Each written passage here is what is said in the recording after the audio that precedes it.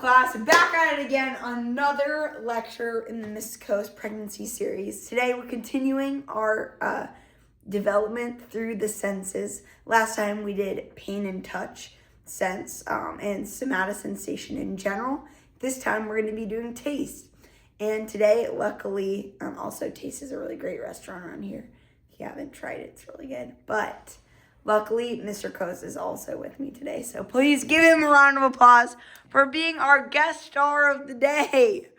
I really like it when he comes with me, and I'm really grateful. Also, right now, currently, the musical is going on. So if you hear anything in the background, it is that. But I don't think you will. It's all good. All right. So today we're going to be talking about senses, particularly how we taste. So to start us off, I want everyone answering this question. What is your favorite meal, and are you a sweet or savory kind of person? Because it says a lot about you. So, Landon, what is your favorite meal, and do you feel like you're more of a sweet or savory person? So it's definitely the bacon chicken ranch pasta that you make. Let's go! And I'm much more of a savory person. Yeah, I would agree with that. Landon doesn't really eat like a ton of sweets. So much so that he doesn't even like ice cream that much, which is very good for me because I love ice cream. So I think that if he did like ice cream, then I would be screwed. I would be like 100 pounds overweight. So I'm grateful that you don't really like ice cream. My favorite meal, I'm definitely probably more of a sweet person. I don't really know what my favorite meal is. What would you say? Oh. Now it's like a couples game. That's a tough one. I feel like it depends on almost like the season and where we're at. Yeah. I really like sweet potatoes. And I like bananas a lot. I think banana pudding. Oh, I love banana pudding. I love banana cream pie as well. So there you go. Now you know all you need to know about that. All right. So first I want to bring up that our tongue, our mouth, our oral cavity is a very hostile environment. We don't often think about it this way because, I don't know, I don't think we care very much about how our oral cavity is feeling. But it's a very scary place, and this is because we're constantly eating foods that have a wide variety of extremes. So very hot, very cold, very acidic, very basic. For example, for like acidity, we're constantly eating like citrus fruits, or like with pineapple. Like, have you ever ate too much pineapple and it like makes your tongue bleed? Have you ever done that? Yeah, Yeah, you've done that? Yeah. I've done that too because pineapple's really good. This is like a picture of someone having that happen to them. But then also we can just like throw ice cream on top of that, so we bring us into super frigid temperatures. And then in the middle of eating an ice cream, we can take a sip of a coffee for having an affogato. And it's like our mouth needs to be really resilient to all sorts of extremes within the oral cavity. And I bring this up to ask you, what do you think this means for the resilience of our tongue and our mouth? It's gotta be tough. It's gotta be tough, is right. What else? Gotta be able to differentiate all that. Facts, that's true. Anything else? That's all I got. That's good. I think that's pretty good. I was thinking as well that it needs to be able to heal or replicate itself pretty frequently, because it's a very hostile environment. Things are probably getting damaged a lot in our mouth. So later today we'll talk about how it can actually heal or replicate in order to combat this hostility. So we're going to start by talking about tongue anatomy. I would advise you to draw a really big tongue shape on your paper, because then you can fill in the different anatomical features that we go over. But to start off, I just want to give you a general idea. We have something called papillae on our tongue. And am I saying it right? Yeah, that's better than I could say it. I go papillae. I guess we're just practicing. Yeah. Like Elf in San Francisco. Papillae. San Francisco. So we have all this papillae on our tongue. Basically, these are the bumps. Like, you kind of have seen them probably before on your own tongue if you were like looking to see, if you bit your tongue or something. But we have these bumps all over our tongue, and what they kind of remind me of is like holes from the movie Holes. Like, remember that vast expanse of desert where they're just like digging these certain holes? If you guys haven't seen this movie, that's a shame. Shia LaBeouf, young Shia LaBeouf in it. It's amazing. But essentially, this is the environment of our tongue. The papillae are like these big holes, divots, and then the papillae themselves are like the ridges going up. But essentially, we have that.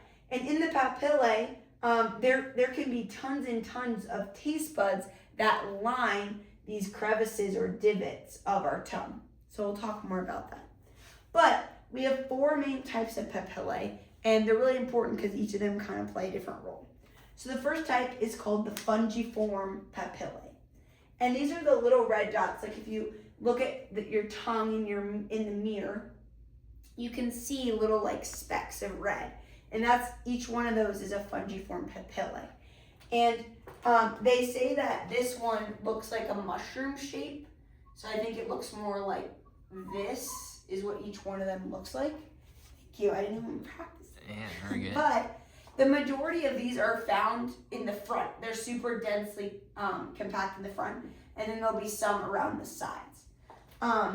But each one of these papillae will contain 3 to 5 taste buds in each of them. So that's how many are in each, and this is the type of papillae we find in this space on the tongue. The next one is called the filiform papillae.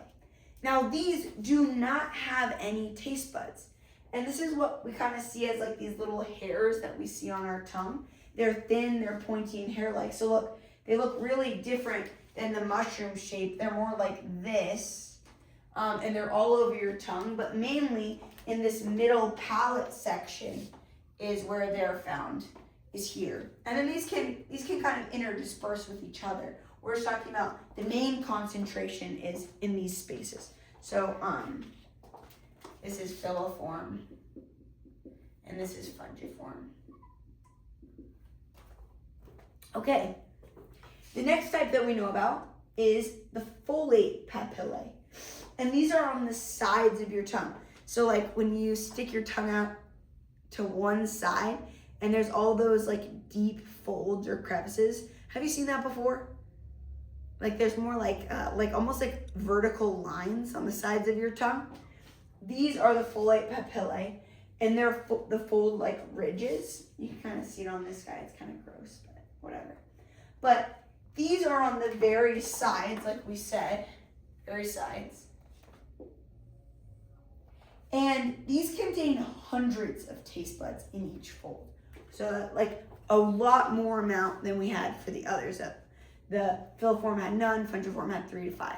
So now each of these crevices have hundreds within each one. And finally, we have circumvallate. Now the circumvallate actually are different in color on your tongue, and they form like a V shape, like almost like the Mighty Ducks flying V. And they look like this. You can actually see them on the back of your tongue. Some people confuse them and go, oh no, is something wrong with my tongue? I have these bumps. It's like, no, it's okay. That's just your circumvallate papillae. And these are highly concentrated. So there's about 100 to 300 taste buds per papillae on the back of your tongue. Why do you think it would be useful to have such a high concentration of taste buds at the very back of your tongue? What do you think? Maybe liquids, or if you're about to swallow something that might be poisonous. If it was really bitter, then you'd have like a chance, like a gag reflex to get it out. Totally. Okay, so actually these taste buds have a higher concentration of bitter receptors in the circumvallate papillae. And so I don't know this, like I didn't design the tongue, but I would guess like that does make good sense that if you are about to consume something that's toxic or something that's not good for you, before it actually goes down your throat and then into your digestive system, it's really advantageous that we have almost like a sensor right before being like, no, don't let it go down. So, all right. The last thing I'm going to bring up, which is just kind of interesting. I'm not going to talk much about this because you're about to do a big lab that is going to test all of this. It can be really fun. and I don't want to give anything away, but there used to be, I think it was like in the 50s, they made this thing called the taste map of the tongue. And so they said, okay, this section of your tongue, actually, this goes with what we just said, interestingly enough, but they said this section of the tongue, the receptors are just for bitter. The sides are for sour. The very tip is sweet, and then the front sides are salty. I want you to test this out because these are our 5 primary tastes. You guys need to know these. Sweet, sour, salty, bitter, and umami. Umami is really just savory. It's the Japanese term for delicious, I read. So that's why it's called that. Some people would add a 6th primary taste, and it would be metallic, but we just included the big 5. And I want you to try this out in the lab today as you touch different swabs, different tastes, to see if you think the taste map is true. Are certain areas of our tongue reserved for specific tastes? And I want you to test that out. Now, I have a question for you. Why does our mouth water when we like seafood? Like think right now, literally, about taking a bite into a lemon wedge. Think about it. Okay, my mouth is starting to water. Or like eating Sour Patch Kids. That always makes my mouth water thinking about that. Why does our mouth do that? Well, so the saliva helps with eating, helps with like lubricating the esophagus, and it helps with different enzymes that help start to break down food right at the beginning in your mouth. What enzymes are in the saliva? Like what food group category begins in your mouth with the saliva? I think it's protein. I could be Good wrong. guess. I don't think it's protein. Something else. Easier to break down. The easiest. Carbohydrates. Carbohydrates. I think it's amylase. That's in the amylase. saliva that starts carbohydrate breakdown. So there's all those functions, like you said, lubricating the esophagus. Now, in order to taste, our mouths actually need moisture.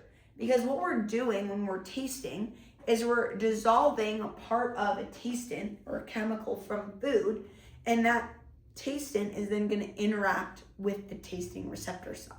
So we literally cannot taste things without moisture in our mouth. That's why when you have like a super dry mouth, if you go to taste something, you can't really taste it. It's kind of interesting. You could try it today in the lab if you want. You can just get your mouth really dry. I don't know. All right. So now that we know these different papillae and how many taste buds are in each type, I want to break down what a taste bud is and how it works. Because I think in our head, it's hard to concretely understand what it is, and I want us to get it. So a taste bud is simply a group of sensory cells that detect the chemicals or tastins in our food that we eat. So each taste bud houses the same thing. So we're going to go through each thing. The very top of the taste bud right here is called the taste pore. That's just the divot that's within the papillae that allows the dissolved chemical to actually get in contact with the taste bud itself. So the taste pore, almost like a pore in your skin. And this is just the entry point for the chemical to come in. Next, we have the microvilli. These are like our taste hairs, similar to the little baby hairs that are in our ears we're going to learn about. But this is the first contact point with the food and the chemicals that are coming into the papillae. And they project out from what's called taste receptor cells. So taste receptor cells are the big power players of the taste bud. So the taste receptor cells are actually, dropped it. Oh, this was from last lecture. There we go. The taste receptor cells are these pink, thanks Landon, that pink cells coming all the way down like this, and then they have those hairs that are actually interacting with the chemical tastings. So in between them, these yellow cells are like supporting cells. So they maintain the structure of the taste bud itself, and they'll actually support the taste receptor cells. But the taste receptor cells are actually the thing that are detecting the chemical taste. So they're sensitive to one primary taste. So it could be, what are our primary tastes again? Sweet, sour, bitter, bitter, umami, and salty. and salty. So each one of these receptors is more sensitive, even though it can detect all tastes, it's more sensitive to one primary taste. So this one here could maybe be a salt receptor. Now, to try to connect this concept of having a supporting cell to our taste receptor cell, what are our supporting cells that support our neurons in our central nervous system called? Are you talking about the glial cells? Glial cells. Glial cells support the structure and the functioning of neurons. The same way we have these supporting cells that support the gustatory cells, or the taste cell receptors. All right, then this is very interesting. At the bottom of the taste bud, we have basal cells. Are you kidding me? We have basal cells here. Basal cells are multipotent stem cells, and they continuously divide to replace old taste receptor cells, right? We said that the environment of the mouth is what?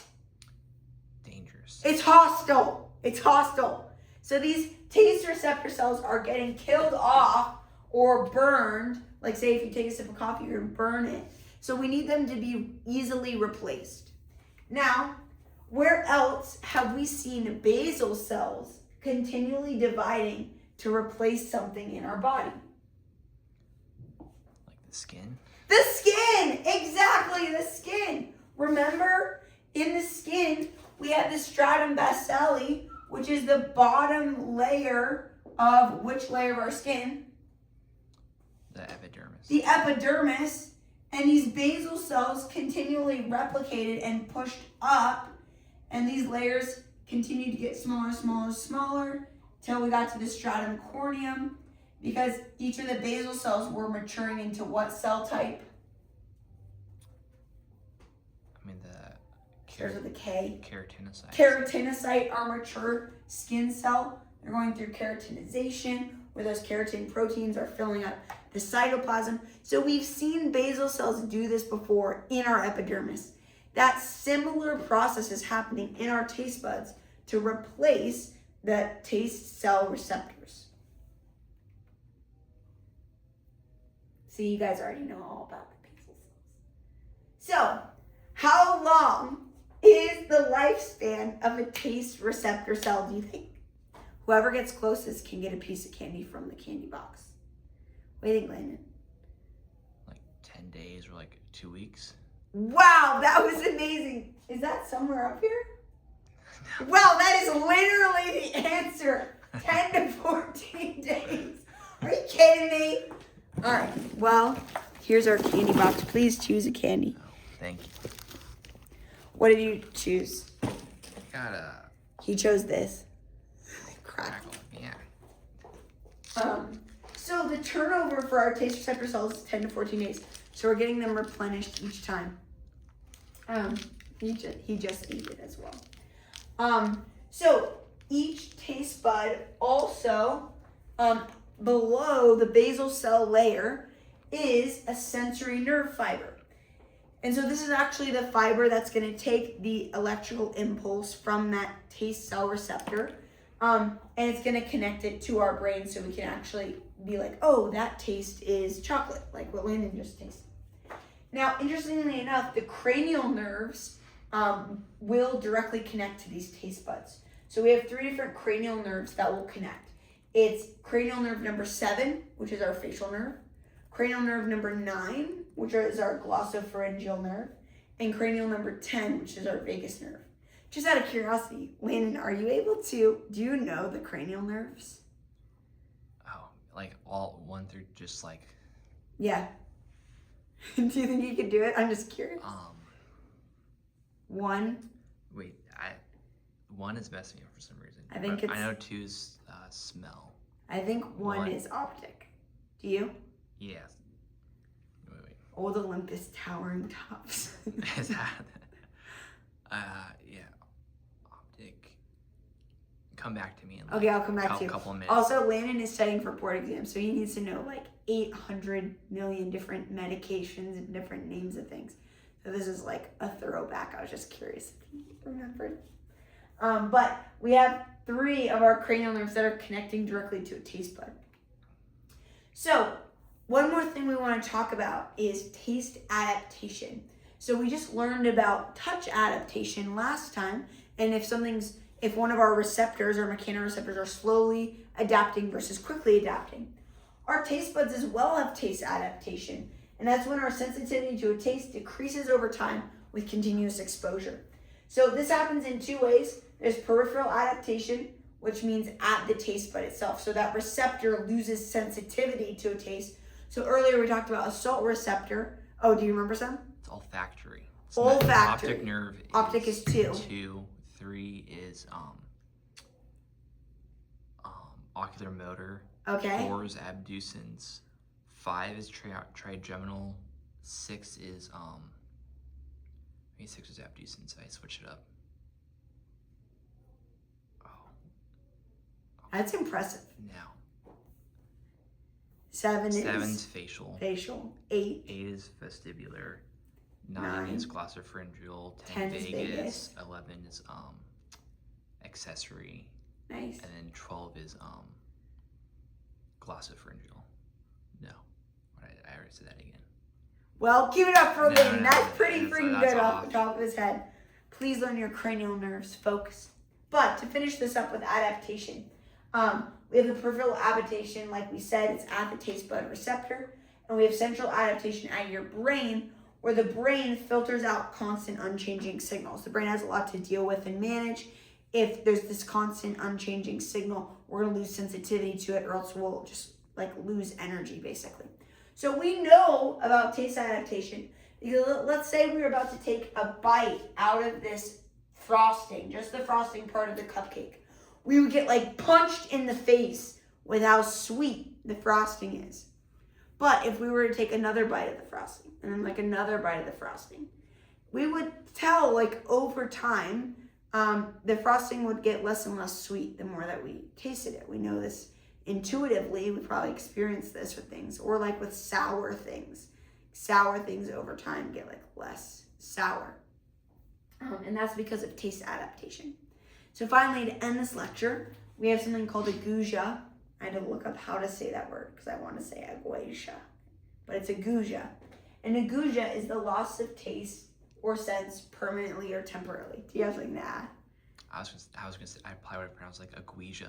I know, that's why I thought it was agousia or something, but I looked it up. It's agousia.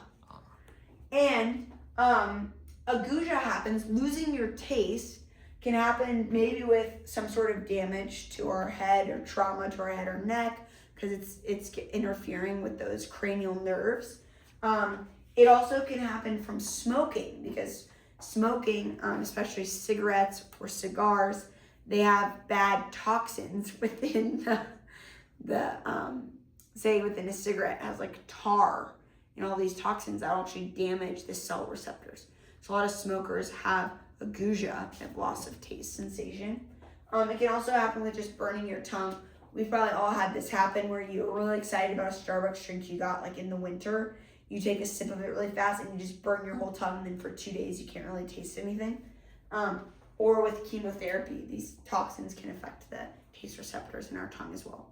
So I heard though that if you do have permanent agousia, you lose your taste forever, people go crazy. Have you heard that, Landon? No, I haven't. Yeah, they go insane, and because they'll go they get so malnourished, because they lose the ability to eat basically, because they say that everything tastes metallic, which is kind of interesting. That's interesting. So don't lose your taste by smoking or by drinking your McDonald's coffee too fast, or getting hit in the head, because it would be tough. So now, thank you for going through this lecture with me.